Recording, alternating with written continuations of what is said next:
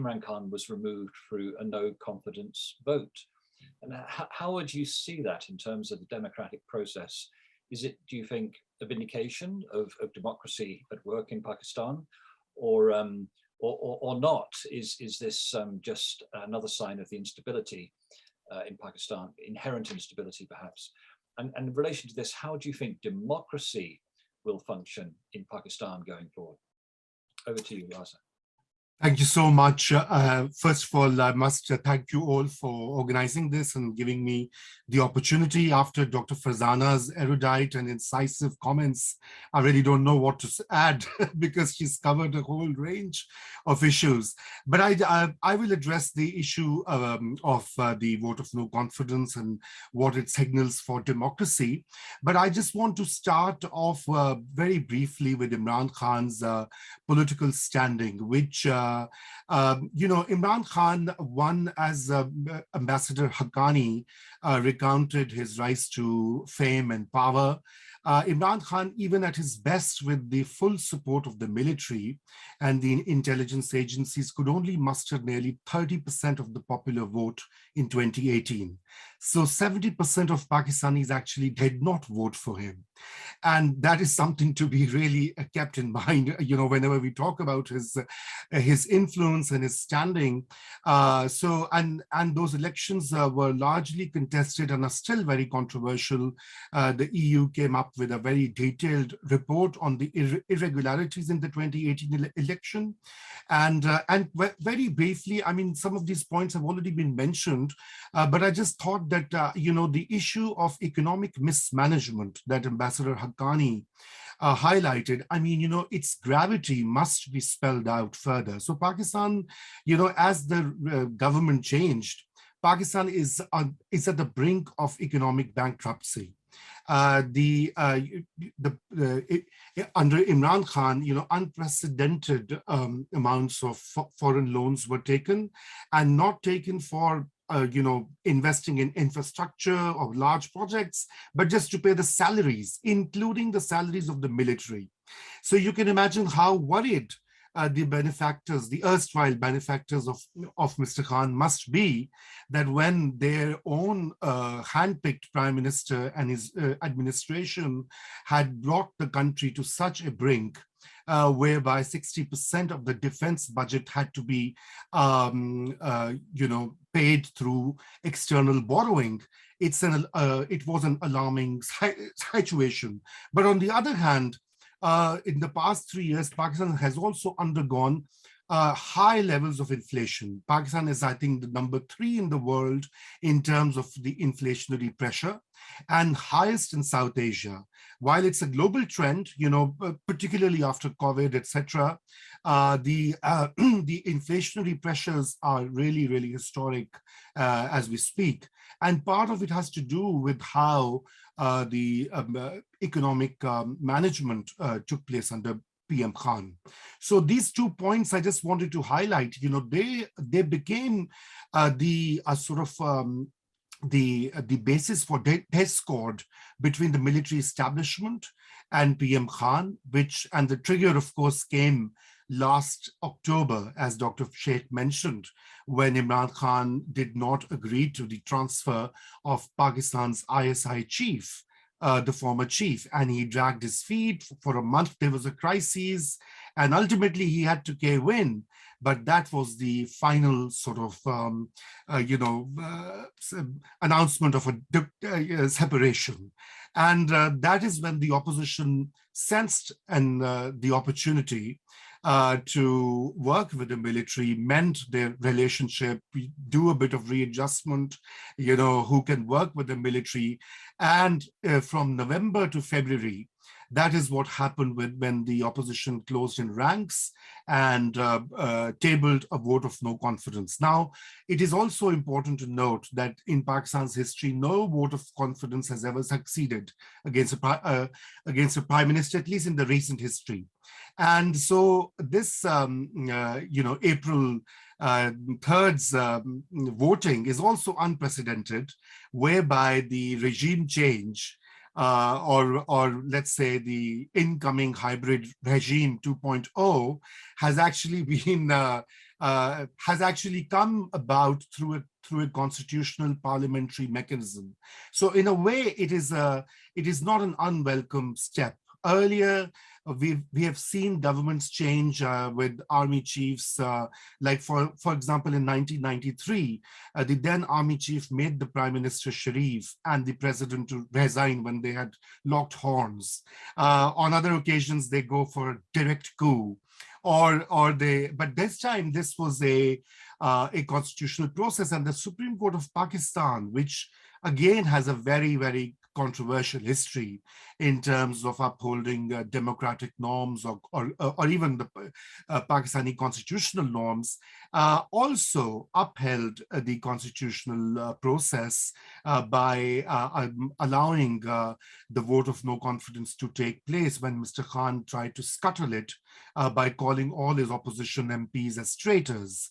And they dismissed and threw out the vote of no confidence resolution because the deputy speaker said people who are not loyal to the country cannot vote. And this was in relation to the so-called US conspiracy to oust PM Khan. And so, but what has happened since then is also very interesting. Some of that has already been elaborated by the other panelists, in particular, how there seems to be a division within Pakistan's civil and military bureaucracy, within the middle ranks or lower ranks, or, you know, with a lot of retired army generals, brigadiers, or even civil servants, former civil servants, you know, coming out in the open and saying Imran Khan has been ousted unfairly, he was great for the country, etc., and the country must move to an immediate election. And the reality is that Imran Khan, even if the elections were held tomorrow and they were fair and free, it is highly unlikely that he would be able to form a majority without the direct intervention of the military. And I gave you the reason because his support base is very narrow. It is limited to urban middle class in Pakistan's large and small towns. It is, of course, predominantly visible in overseas Pakistanis or Pakistani Brits or Pakistani Americans or Pakistani Europeans, because they all are sort of linked to that class. So their class interests and their worldview is pretty much similar. And then Mr. Khan's party has always been very ahead of the game in terms of technology. So it would be a bit unfair to draw comparisons, but in the 1930s also we know how technology and the use of radio played a very important role in promoting a particular ideological or you know, nationalist message. And today's social media platforms, you know, like Facebook, Twitter, you know, and YouTube, where Imran Khan supporters are sort of very, very active, very visible, and dominate those spaces, tend to create this impression in that bubble that there is some kind of a revolution underway in Pakistan. People are out on the streets. So there have been doctoring images of his rallies. I mean, he held big rallies, no, undoubtedly, but far bigger rallies have been held by other politicians in the past. But they have been, you know, sort of doctoring those images, using some football matches, images from Senegal and other parts to highlight and amplify how widespread that support is. And part of that also influences the urban middle class in Pakistan, which is very active on social media now, including those in the civil and military bureaucracy. So it's a very, very interesting use of these digital platforms. And I can see some of the comments here in the chat are also referring to the big rallies he has held, etc. And those rallies, I mean, you know, are not as big as they look on Facebook, for example. So, and finally, I would like to add here that the, you know, anti-Americanism is a really popular slogan in Pakistan. It has been so for years, and I don't want to go into the details. I mean, there are historic reasons for that. That is something that has been used earlier by the Pakistan People's Party, and there's Zulfikar Ali Bhutto, his daughter shunned that platform and that sloganeering. but it is something that has also been cultivated by sections of the establishment within the Pakistani popular opinion, because it has always been both the left hand goes and becomes a frontline ally, and the right hand says, no, no, no, we are nobody's slaves, and we are a sovereign, independent country.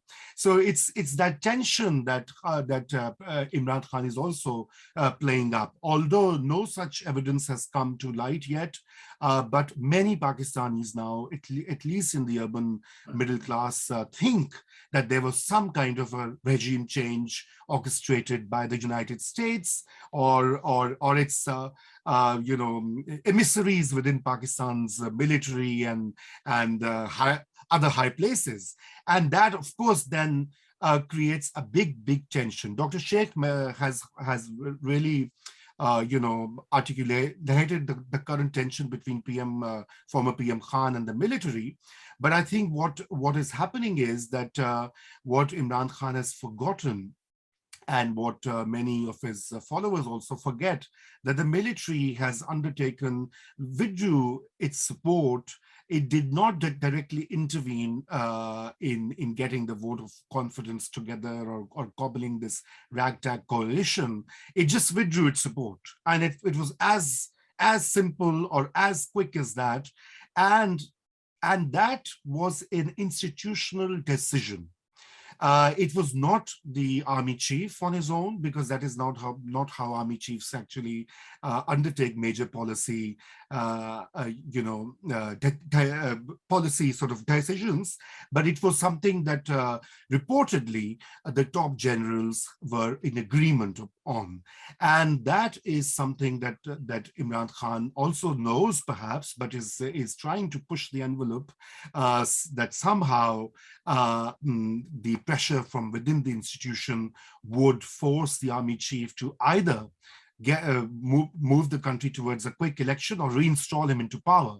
Because remember, the current coalition also has a very shaky majority. I mean, it's a split mandate from 2018 elections. So I'd stop here, and maybe we can address some of the other things in Q&A. Great. Raza, taking some very complex issues there, especially on the domestic politics and the nature of the civil-military relationship expanding from Fazana. It's a hugely complex